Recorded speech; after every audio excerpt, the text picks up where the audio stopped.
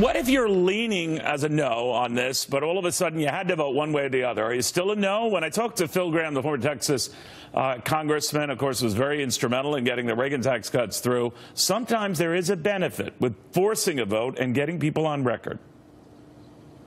You said something interesting during the break, that sometimes the numbers don't look good, but if you wait for the numbers to look right, you'd be waiting a long time. Well, let me give you an example. The day before we voted on the reconciliation bill for the Reagan program, that called for the tax cut, it eliminated 3 Social Security benefits. It was a tough vote. 30 Republicans are uncommitted. Reagan calls them down to the White House. We're all sitting around the cabinet table. And by the time we got around the table back to me, almost everybody was with Reagan. It was just their constituents. So Reagan sat there, and he didn't say a word for it seemed like 5 minutes.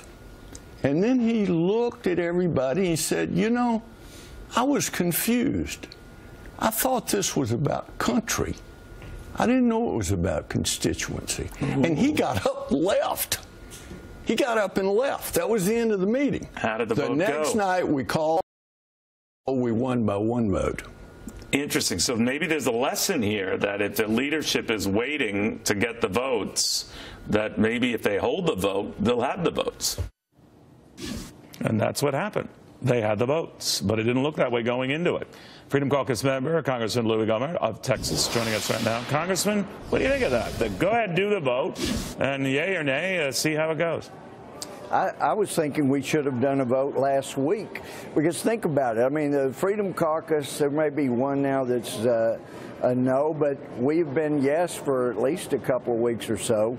And I was thinking we could have had the vote just like Phil Gramm and you were talking about, because think about it.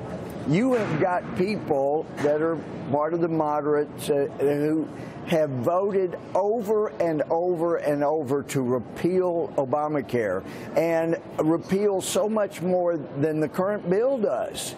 How do you tell your constituents, I voted over and over and over to repeal Obamacare when it didn't count, but now that it counts, I am not going to keep my promise and vote to repeal even part of Obamacare? I think that's a tough thing to sell back home, and that's why I think if we just went ahead and had the vote, that we would get there. We would have at least 218.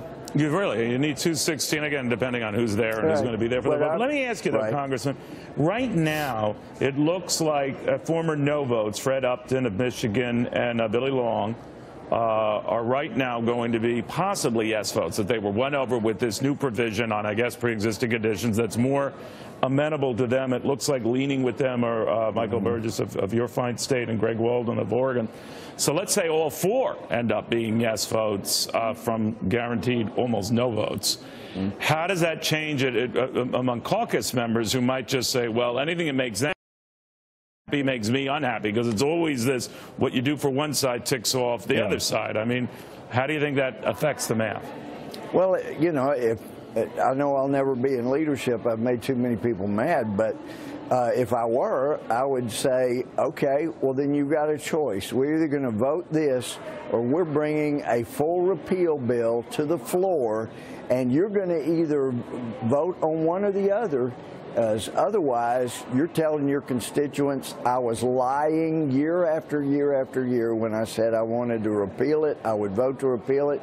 So you tell us, do you want us to bring the full repeal to the floor, or do you want us to bring this one that repeals some of it?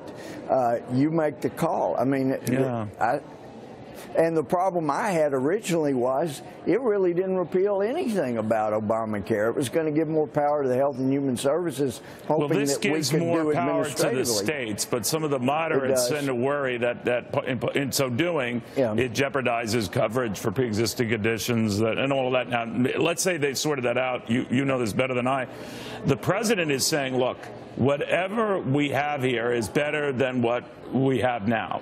That the Obamacare is so bad that almost anything we come up with will be better. Do you agree with that? Because that apparently is the pitch he was making and is making. I didn't agree with that originally because it actually gave more power to Health and Human Services, which was a step in the wrong direction. But the changes that President Trump was readily willing to agree on, we had an agreement twice when our Republican leadership in Congress wouldn't go along, and he had to back up. But no, I think originally it was not better than what we had, but now it is. You're going to vote yay on this, right? All right. So yes, when is the vote coming? Is it going to be tomorrow? Are you hearing it tomorrow? Neil, I thought we should have voted last week because I think some people that have been hesitant to be yes would have a hard time explaining to their constituents how you could vote for full repeal dozens of times. Do you think it's tomorrow? You're hearing a vote will be tomorrow? I've given up trying to predict what our current leadership will do, but I think it is the smart thing to do because if we don't, the House isn't in session next week, and it will be a terrible mistake for people to go home, and we haven't even done this. This needs to be a win. We need to put it in the win column and move on. You guys are taking another 2-week vacation. What is the deal with you guys?